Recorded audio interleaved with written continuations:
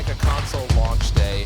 You're not wrong, Major Nelson. Those early days of console generations are always a mixed bag, trying to pick the best games from the collection of new and largely limited pool of titles, although just getting the console itself is the very first battle. But if you get past that, then the other problem you have is, what do you play?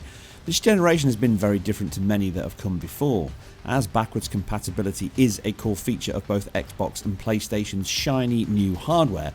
The long since forgotten days of backlog incentive and missed gems widens the choice you have. And as those early months tend to be very limited, this can make a huge difference to how much you play on your new toy. What really adds a new twist though is both consoles offer something quite rare in the console space, and that is old games can now be improved for free, or, if we're really lucky, find a small free patch, get a faster, smoother, prettier game than ever before. The list is long though, and with such a ginormous amount of games to wade through, where do you start and which titles offer the best BC experience?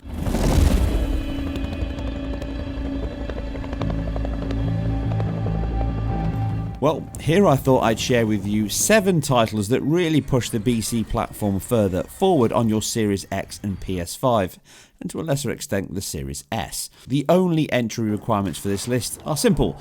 The games in question have to be from a previous generation release, no paid remasters here.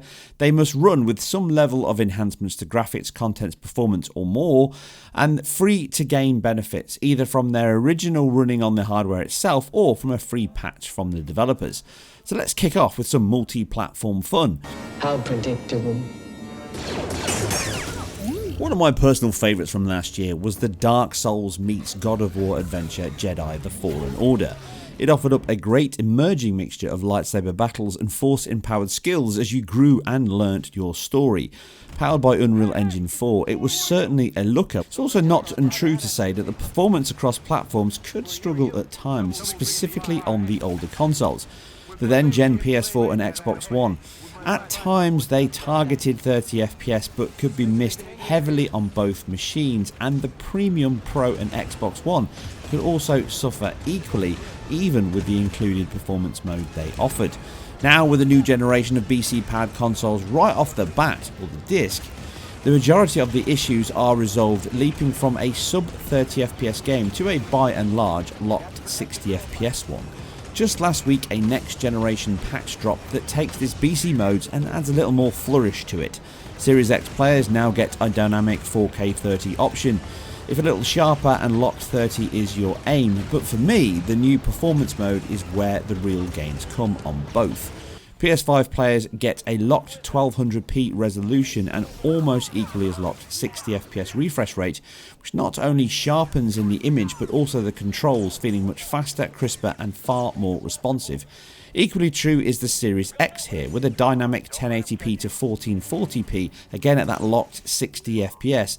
That is much cleaner than before, but most certainly more performant now, with a huge increase on both platforms, which are backed up with a temporarily reconstructed anti-aliasing solution, driving a 1440p resolve on both, even if the frame buffer itself drops slightly below.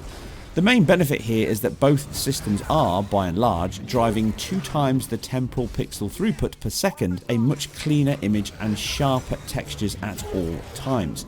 The final boost comes from faster texture streaming, means the best quality materials are loaded in far more often, resolving the soft and blurry texture issue that could also crop up on every platform before this. You could even get much faster loading on the Series X, which means less time journeying to the dark side in between battles. In a time where remasters can offer a similar level of boost, it is almost a gift from the gods to get this for free on your last gen games. The force is certainly strong with this one.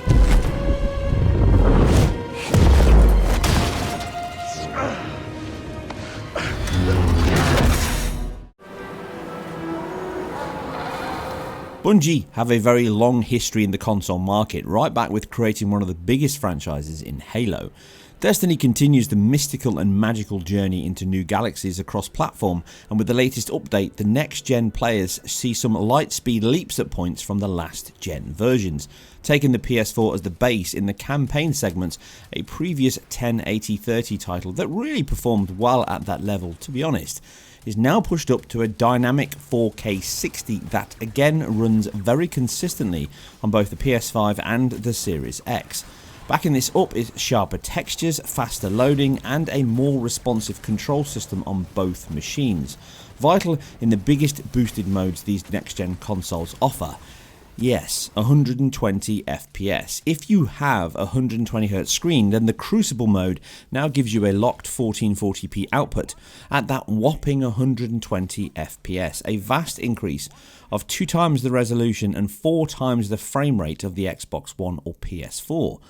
This means the fastest response, the widest FOV, and the most consistent combat of all versions, which only aid those wishing to gain every single inch of advantage in those battles. As a free update, it really enhances the look and feel of the title, and the IQ increase, that reduction of edge shimmer the game's FXAA delivers, is all wrapped up in a huge leap in performance, all at the click of a download. It brings a whole new meaning to free-to-play.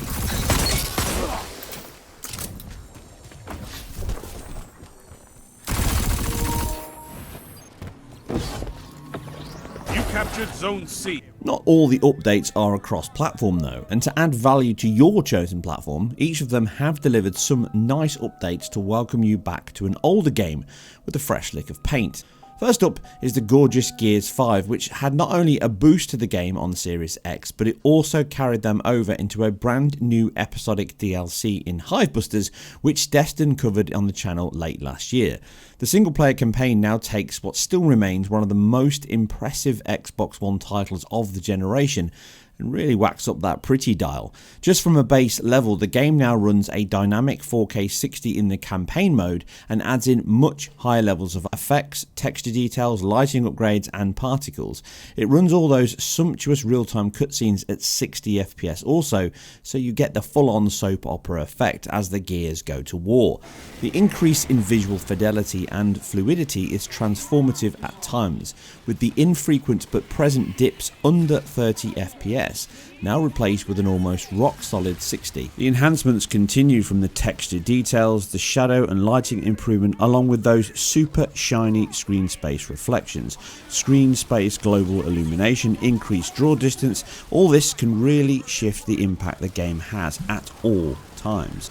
It also starts to leverage the newer technology within the Series X in VRS to boost performance even further, with little to no degradation in that shading detail by using that variable rate shading to reduce the cost within the grid allocation. Up to an 8x8 grid can offer almost 10 to 12% performance boost.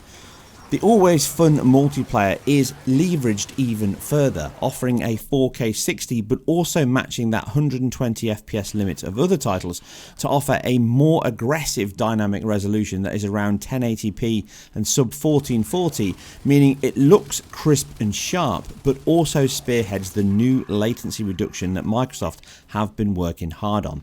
Now seeing high-end PC alike 37 millisecond input times, which means you can no longer blame your miss or death on that controller time. If you have one of the newer 4K OLED or such 120 FPS screens, it can turn a loss into a win. The Gears of War titles have always been some of the most impressive games across generation, and right now they've never looked better on the Series X. All for free, and also on Game Pass.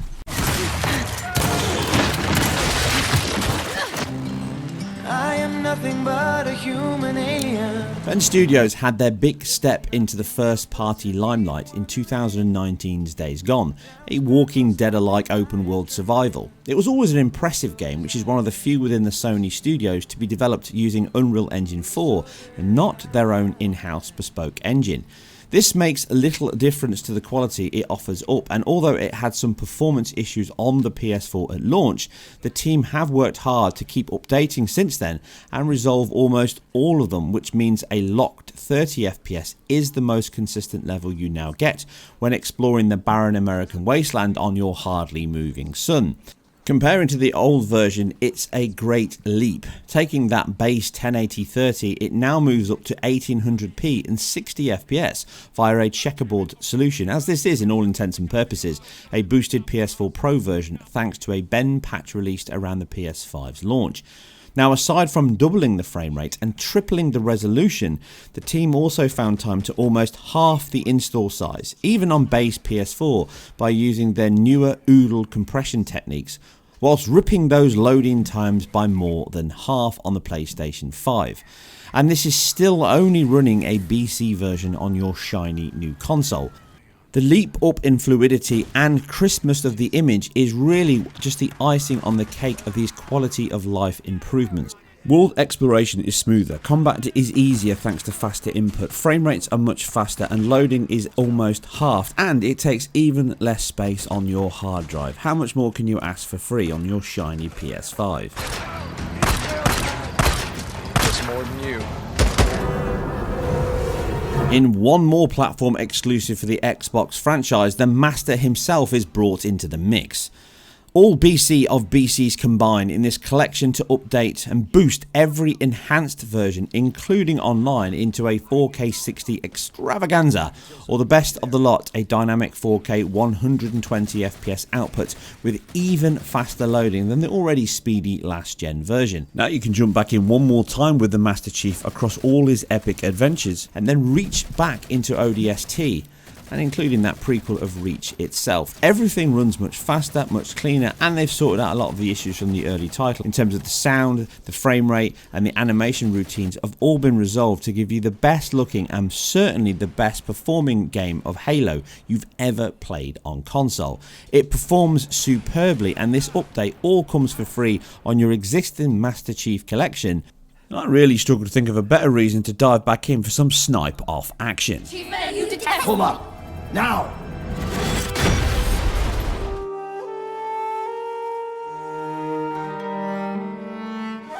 Slicing its way into the hearts of gamers last year was Sucker Punch's romantic feudal Japan adventure in Ghost of Tsushima. But thanks to an update patch from the team, that old 1080-30 target, and even 30 on the Pro, could suffer in battle with heavy drops below 30.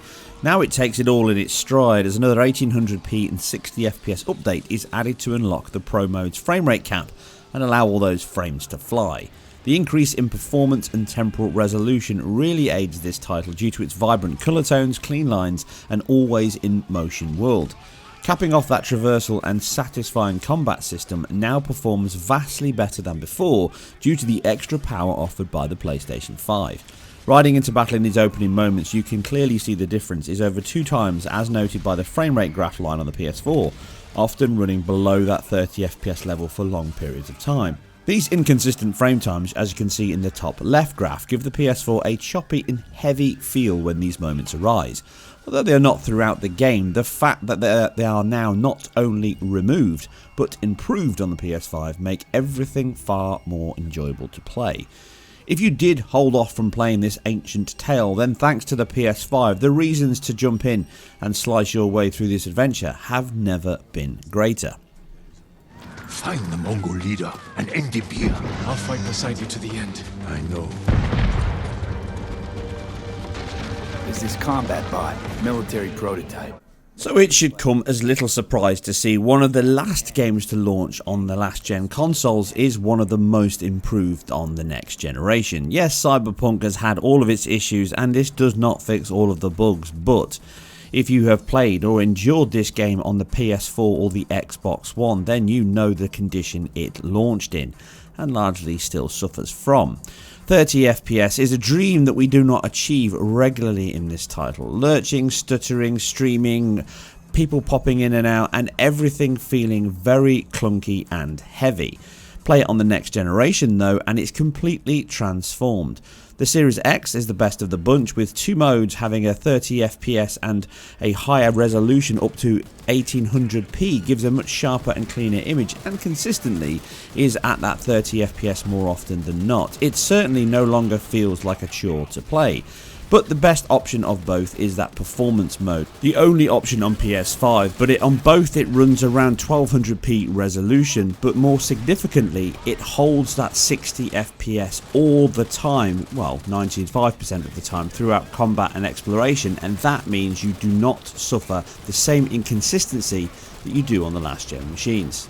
60 FPS by and large most of the time. There are dips, there are stutters, there is definitely streaming issues and lots of patches still to come, which you can stay tuned to the channel for more on that. But there is certainly a huge leap from what it was on the PS4 and the Xbox One to what it now is on the PS5 and the Series X.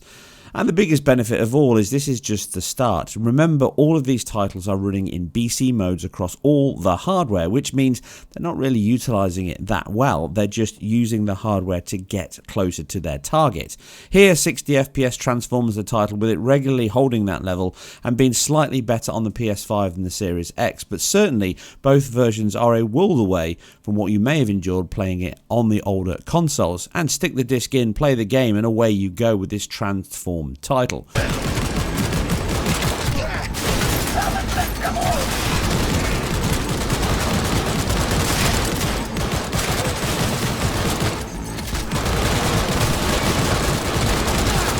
But these are merely samples of plenty other fish in the next generation sea.